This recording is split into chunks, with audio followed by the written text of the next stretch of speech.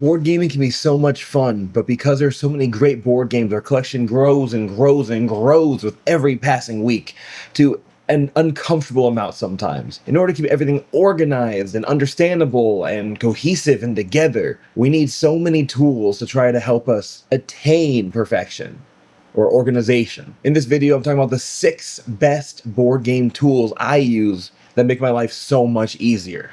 Now go ahead and tell me your favorite board game tool. It might be in this list, it might not. I want to hear what you use to keep your board games organized and orderly. How's it going, y'all? It's Caravan Dan from Gaming Caravan. Let's get started. Starting off at number 1, we have something I call team bags. These team bags are made for trading card games. What you do is you're supposed to collect a large amount of cards and put them in here. They're the same width as any standard type of card, and they're resealable, reusable. They come like this, and you fold them to whatever desirable amount you want. The best thing about this is they can be used for cards and components. What I use in my board game boxes, I put whatever leftover components I want in here, or if it's a game with a lot of different types of cards, I put each type of card in a different bag, seal it on up. You can fold it, doesn't matter if the card's huge or small because it's adjustable. Fully reusable, so whenever you unwrap it, you can just fold it back up and then open it again. It's completely resealable, which is fantastic. I use it for anything in a game that might be lost because the game's opening and closing and there's all these little chits just flying about. This helps keep them perfectly together no matter what.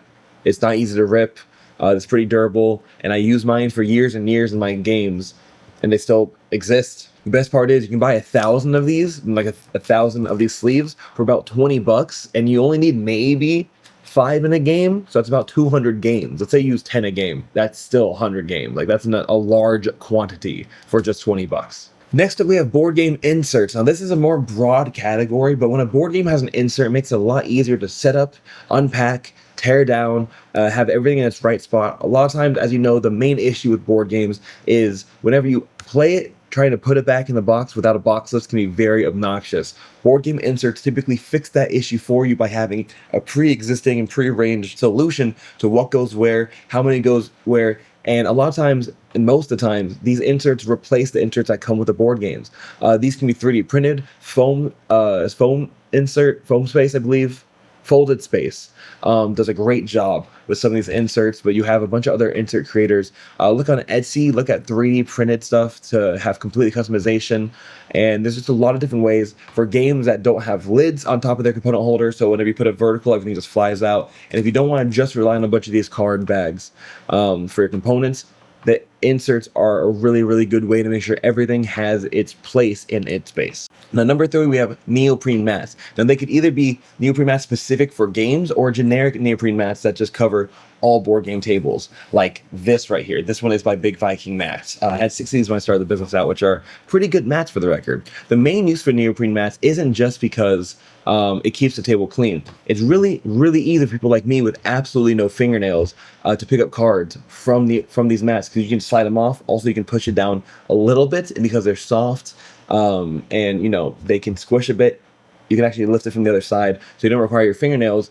Again, mine don't exist. To try to pick up cards, and you're not laughing stock for 5 minutes and laying the whole game down. It's also a lot easier and cleaner for games where you have to have a personal section, a tableau of sorts, and then a center table. It's easy to lay this mat out, and everything that's not on the shared table, you just have off the mat. It works great for thin mats, but also specific board game neoprene mats are fantastic because it usually says where to put the discard, where to put the draw pile, where to put the deck, where to put certain cards, and that really, really helps for setup and tear down purposes because, as you know, we all have a ton of board games. We can't be expected to remember where every single thing goes every single time, even when we haven't played the game like 6 months. So neoprene mats are one of my personal favorites tools. Next up, we have component holders. Now, the component holders, what they do is after you get the components out of the table, instead of just leaving them all over the table in various different piles, you put them into little holders like this. There's a lot of different shapes and sizes of these. I like my 3D printed ones that I do myself. That's just because I have so many printers, I have so much filament, I might as well just print some stuff like this. And it helps me because my component holders are also to put inside the game box. So whenever I pull the components out of a box, they're already in a component holder. I can just put the lid underneath it and put that anywhere I want on the table. So when someone says, hey, can you pass me blah, blah, blah, instead of you having to completely keep on handing them a bunch of different type of meeples and stuff like that, you can just give them their own little component holder, pour some of the components in there and slide it their way. And this could be passed around the table a lot easier than a tiny little box. One thing that people use a lot of in board games, instead of component holders that are 3D printed or actually created by a real board game company, they go with the silicone cupcake mold. This is because they're cute, it's tactile, it's malleable, and it's easy just to keep on the side in a corner. It doesn't take up much space whatsoever. They stack vertically, which is fantastic, and you can pass them out to everyone in games up to like, a lot of these silicone molds are like $10 for 10 or like $8 for 10, which is really, really cheap for something that you can use for every single board game once you pass it out. But again, my preference are these 3D printed ones because I keep them inside my board game as well. So whenever I put the components in here, it helps for setup and tear down, which is fantastic. If you want to see component holders like this for sale, follow my channel right now because I'm going to start posting some of my listings for this on Etsy and on my personal website, so stay tuned. I'm also going to be posting the STLs for this. Now, number 5, I'm going to be doing my own video on number 5 total, but number 5 is a 3D printer. As I mentioned, I 3D print some stuff for my board games, but also I 3D print my own inserts, I 3D print my own containers, my own upgrades for board games, my own overlays. 3D printers can be so useful. You don't have to have any skill for design because so many different files are free or super cheap online that you can buy once and just reprint as many times as you want. You should not share these files. There are restrictions against doing so, but you don't really need to. You can print out these things for your friends, for your family, for other people at the games. It's a really cool thing to do. 3D printers are incredibly useful and versatile, but you have to be able to, upkeep a 3D printer. Bamboo A1 and Bamboo X1C, if you're looking at 3D printers, are the best one to get into. If you're looking at a consistent, reliable 3D printer, don't go for the Ender series, I would say. Some Ender 6s are pretty good, but you really have to end up becoming something of an engineer in order to upkeep them as consistently as they require. But again, Bamboo A1, Bamboo X1C are fantastic out-of-the-box printers that perform perfectly and do their own maintenance for the most part. So if you want to have so much open world free range on all the different types of upgrades you can do for all your board games, go ahead and check out getting a 3D printer. Go ahead and check out getting a 3D printer. And last but not least, this is completely different than my other recommendations, is Notebook LM. If you don't know Notebook LM, it is a product made by Google that's completely free, just like they do Google Drive and Gmail and all that fun stuff. This is an AI, but don't click away. Don't freak out. It's not a bad AI. It's nothing crazy. It's not stealing things from people. What this does is you are able to put in any PDF you want, any resource you want, into Notebook LM to create your own custom ChatGPT. Now again, custom meaning it's only using the information you give it in order to draw conclusions. So for instance, if you grab a board game PDF, you can go ahead and slide that into Notebook LM and have its own separate chat box for, let's say, DC deck building. So you can have the DC deck building PDF right here. It's going to take a little bit to load, maybe like 1 or 2 minutes, maybe 5 if it's a huge game.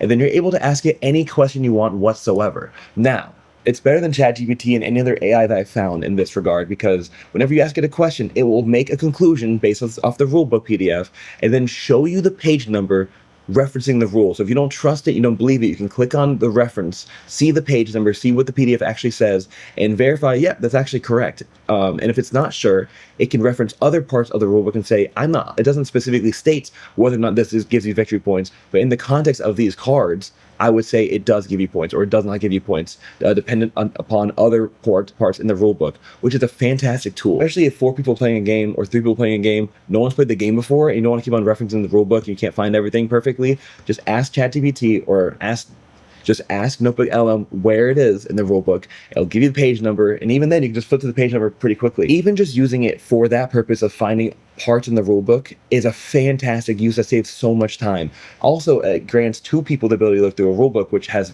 sped up my teach so much more whenever it's coming to people's first time playing.